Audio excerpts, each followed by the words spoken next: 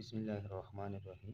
आज हम एक नया टॉपिक सीखेंगे जिसमें ज़्यादातर बच्चे अक्सर कंफ्यूज होते हैं और कुछ बच्चों को इसका आंसर पता होता है लेकिन फिर उसका रीज़न उस तरह वो एक्सप्लेन नहीं कर पा रहे या उसका रीज़न उसको पता नहीं होता। तो आइए आज इस पर बात करेंगे। लेकिन अगर आपने अभी तक मेरे चैनल को सब्सक्राइब नहीं किया हुआ है तो चैनल को सब्सक्राइब करें और बेल आइकन दबाएं ताकि मेरी हर नई आने वाली वीडियो आपको बर वक्त पहुँच सके। तो आइए चलते हैं।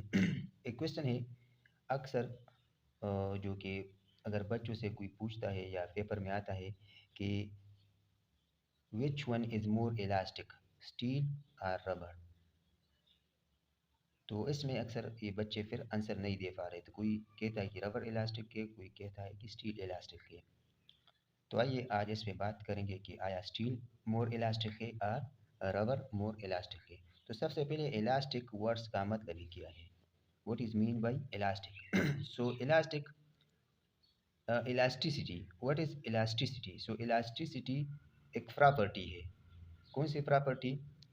The property of a material to regain its original shape and size after removal of force। यानी वो मटेरियल की वो प्रॉपर्टी है, अगर हम जिसकी प्रॉपर्टी की वजह से ये मटेरियल या वो मटेरियल अपना शेप और साइज को रिगेन करता है, वापस उसी असली हालत में आ जाता है जब उस पर जो एक्सटर्नल डिफॉर्मिंग फोर्स को रिमूव किया जाए या ख़त्म किया जाए।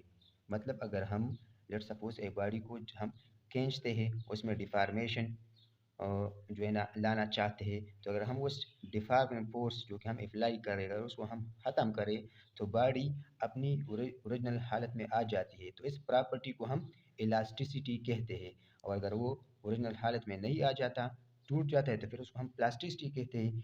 तो इलास्टिसिटी में बॉडी अपनी ओरिजिनल हालत में आ जाता है। अब आया स्टील मोर इलास्टिक है या रबर। तो देखते हैं, ये लेट सपोज हमारे पास हमारे पास रबर है। अब इस पे हमने 5 न्यूटन फोर्स लगाया है उसमें डिफॉर्मेशन लाने के लिए, ताकि इसका जो लेंथ है वो इंक्रीज़ हो जाए। तो इस पे हमने 5 न्यूटन फोर्स लगाया है, तो इसमें जो डिफॉर्मेशन आया है, जो इलांगेशन आया है, वो 5 मीटर है। यानी पहले इसका जो लेंथ था वो 10 मीटर था। जब हमने फोर्स लगाया एक्सटर्नल फोर्स, तो फिर उसमें जो इलांगेशन आया है 5 न्यूटन अप्लाई करने से वो 15, इधर 15 आई, मतलब 10 से ये 15 तक चला गया। यानी इसमें जो इलांगेशन आया है वो कितना है? 5 मीटर। यानी ये 5 मीटर उसकी लेंथ जो है ना ओरिजिनल लेंथ से ज़्यादा हुआ है। यानी उसमें जो स्ट्रेन है वो 5 मीटर आया है। अब अगर यहाँ देखें, ये हमारे पास स्टील है, स्टील। तो इस पे हमने जो फोर्स लगाए है उसी तरह 5 न्यूटन का फोर्स लगाया है। तो अब उसमें इलांगेशन कितना आया है या ये कितना, इसमें जो लेंथ है कितना इंक्रीज हुआ है? तो पहले 10 था, अब 11 है, जो जस्ट 1 मीटर इंक्रीज हुआ है। क्या मतलब हुआ? मतलब ये हुआ कि अगर हम रबर पे और स्टील पे सेम फोर्स अप्लाई करते हैं, इधर भी 5 न्यूटन है और इधर भी 5 न्यूटन है, लेकिन एक रबर है और दूसरा स्टील है, तो रबर में जो वो उसका शेप है वो ज़्यादा हो जाता है। यानी उसमें जो लेंथ है वो इंक्रीज़ हो जाता है, इलांगेशन उसमें ज़्यादा आ जाता है, ज़्यादा स्ट्रेच होता है। लेकिन इसमें वही 5 न्यूटन फोर्स लग रहा है, लेकिन ये सिर्फ 1 मीटर जो है ना वो लेंथ इंक्रीज हुआ है। यानी इलांगेशन सिर्फ 1 मीटर आया है। यानी इसमें इलांगेशन कम आया है स्टील में अगर हम फोर्स अप्लाई करते हैं, और इसमें अगर हम फोर्स अप्लाई करते हैं उसमें ज़्यादा आया है। तो ज़्यादातर बच्चे इलास्टिसिटी का यही मतलब लेते हैं कि अगर हम रबर को खींचते हैं तो इजीली जो है ना वो इजीली हम खींच पाते हैं, अगर हम स्टील को खींचते हैं तो इजीली हम खींच नहीं पा रहे थे। तो इसलिए वो कहते हैं कि हमारे पास जो स्टील रबर है ना वो मोर इलास्टिक है। इलास्टिसिटी से वो स्ट्रेचिंग का मतलब लेते हैं कि हाँ, जो ज़्यादा स्ट्रेस हो रहा वो मोर इलास्टिक होगा। और स्टील तो बहुत सख्त होता है, वो तो उसी तरह वो ज़्यादा स्ट्रेच नहीं हो पा रहा, तो कहते हैं कि नहीं, ये मोर इलास्टिक नहीं है। लेकिन इलास्टिसिटी का हरगिज़ यही मतलब नहीं है। इलास्टिसिटी और स्ट्रेचिंग अलग चीज़ है। स्ट्रेचिंग का मतलब ये कि कम फोर्स अगर उस पर हम अप्लाई करते हैं तो कितना इलांगेट होता है, कितना उसका लेंथ इंक्रीज होता है। और इलास्टिसिटी का ये मतलब हरगिज़ नहीं है। इलास्टिसिटी का मतलब कुछ अलग है, कुछ और है। जो यहाँ हमने बताया कि जो प्रॉपर्टी है उस मटेरियल की वो कितना जल्दी अपना शेप को रिगेन करता है। तो अगर हम रबर को खींचते हैं और फिर छोड़ते हैं तो वो इतना जल्दी अपना शेप रिगेन नहीं कर पाता। लेकिन अगर स्टील को हम फोर्स अप्लाई करते हैं तो उसमें इतना कम इलांगेशन आता है कि वो जल्दी अपना जो है ना शेप चेंज कर पाता है, और रबर तो फिर भी अगर छोड़ते हो तो कुछ ना कुछ इस तरह वाइब्रेशन करता है, तब अपनी ओरिजिनल हालत में आ जाता है, लेकिन स्टील जल्द ही अपनी ओरिजिनल हालत में आ जाता है। ये तो हुआ फिजिकली। अब इंटरनली में इसमें क्या होता है, तो हमारे पास फिर सपोज हमारे पास जो वो हमला था वो, उसमें हमें पता है कि हमारे पास stress direct proportional to strain, ये ओमला था। यानी हम कितना स्ट्रेस अप्लाई करते हैं, जितना फोर्स हम अप्लाई करते हैं तो वो उसमें वो स्ट्रेन ज़्यादा आता है। फिर अगर हम प्रोपोर्शनलिटी को ख़त्म करते हैं तो इधर एक वो लफ्ज़ आता है, वो क्या है, modulus of elasticity point strain multiply by strain. यानी इसको हमने ख़त्म किया किस पे, modulus of elasticity.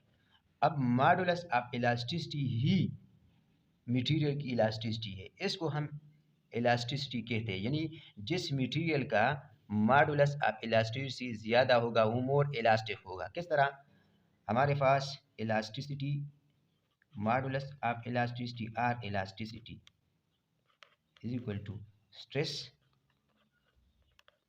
Upon strain. अब स्ट्रेस क्या है, स्ट्रेस वही फोर्स है जो हमने डिफॉर्मिंग फोर्स लगाया, यहाँ पे जो हमने लगाया 5 न्यूटन,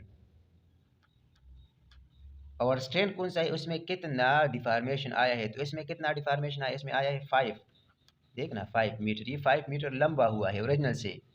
तो यहाँ फिर इलास्टिसिटी या मॉडल ऑफ इलास्टिसिटी की वैल्यू क्या है, यहाँ पे हमारे पास है 1 न्यूटन पर मीटर स्क्वायर।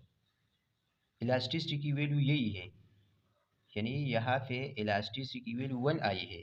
तो जिसका मॉडुलस ऑफ इलास्टिसिटी की वैल्यू ज़्यादा आएगी वही मोर इलास्टिक होगा। यानी अगर हम स्ट्रेस को डिवाइड करते हैं स्ट्रेन पे, तो जिसकी वैल्यू ज़्यादा आएगी वही मोर इलास्टिक होगा। तो यहाँ रबर के केस में 1 आया है, लेकिन आप स्टील के केस में देखते हैं तो लेट्स सपोज हमारे पास इलास्टिसिटी, अब यहाँ पे देखिए यहाँ पे भी 5 न्यूटन है, यानी स्ट्रेस हमारे पास या डिफॉर्मिंग फोर्स 5 न्यूटन है, लेकिन एलोंगेशन कितना आया है, स्ट्रेन कितना आया है, तो वो हमारे पास है 1, यानी ओरिजिनल 10 था और अब 11 हुआ, तो 11 माइनस 10 1 आया है। तो यहाँ पे हमारे पास 5 आया है क्या, इलास्टिसिटी, तो 5 न्यूटन पर मीटर स्क्वायर। तो अब देखिए इलास्टिसिटी इसकी ज़्यादा है, इसकी कम आई है, तो अब कौन मोर इलास्टिक होगा, या स्टील होगा या रबर होगा। तो जाहिर सी बात है जिसकी इलास्टिसिटी ज़्यादा है वो प्रॉपर्टी, तो ज़्यादा क्या होगा, वो हमारे पास ज़्यादा इलास्टिक होगा। कौन ज़्यादा इलास्टिक होगा, steel. Steel is more elastic than rubber.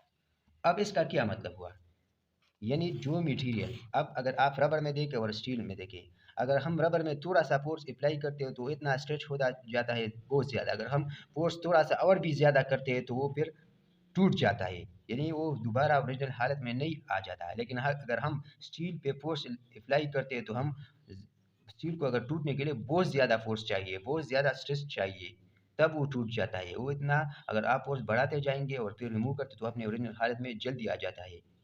मतलब वो ज़्यादा फोर्स अप्लाई करोगे तब भी वो इलास्टिक जोन रीजन में रहेगा। लेकिन रबर पे अगर आप थोड़ा सा फोर्स अप्लाई करते हो वो स्ट्रेच बहुत ज़्यादा होता है, और तो बहुत ज़्यादा स्ट्रेच होता है। तो मतलब अगर थोड़ा सा और फोर्स आपने अप्लाई किया तो वो जल्दी टूट जाता है। लेकिन स्टील पे अगर आप फोर्स बढ़ाते जाओगे तो इतना सख्त है, इतना इलास्टिक है कि वो नहीं टूटता, अपनी ओरिजिनल हालत में आ जाता है। तो जिस पे ज़्यादा फोर्स चाहिए टूटने के लिए वो ज़्यादा इलास्टिक होगा, वो ज़्यादा क्या होगा, वो ज़्यादा इलास्टिक होगा। तो अब हमारे पास कौन ज़्यादा इलास्टिक हुआ, स्टील ज़्यादा इलास्टिक हुआ। क्यों, क्योंकि स्टील में डिफॉर्मेशन लाने के लिए ज़्यादा स्ट्रेस चाहिए, ज़्यादा डिफॉर्मिंग फोर्स चाहिए। दूसरी बात, अगर हम स्ट्रेस डिवाइड बाय स्ट्रेन की वैल्यू से देखें तो हमें पता है कि मॉडुलस ऑफ इलास्टिसिटी किसकी ज़्यादा हो है, स्टील की ज़्यादा है। अब रबर की देखें तो रबर की हमारे पास वो थोड़ा सा फोर्स अप्लाई करने पे ज़्यादा इलांगेट होता है और ओरिजिनल हालत में जल्दी नहीं आ जाता। अगर हम मॉडुलस ऑफ इलास्टिसिटी रबर की फाइंड करें तो 1 न्यूटन है, 1 न्यूटन पर मीटर, इस एग्जांपल में हमने वैल्यू ली है, लेकिन वही वैल्यू हमने इधर ली है फोर्स का, लेकिन इधर 5 आया है, तो ये ज़्यादा है। मॉडुलस ऑफ इलास्टिसिटी स्टील का ज़्यादा है रबर से, so steel is more elastic than rubber.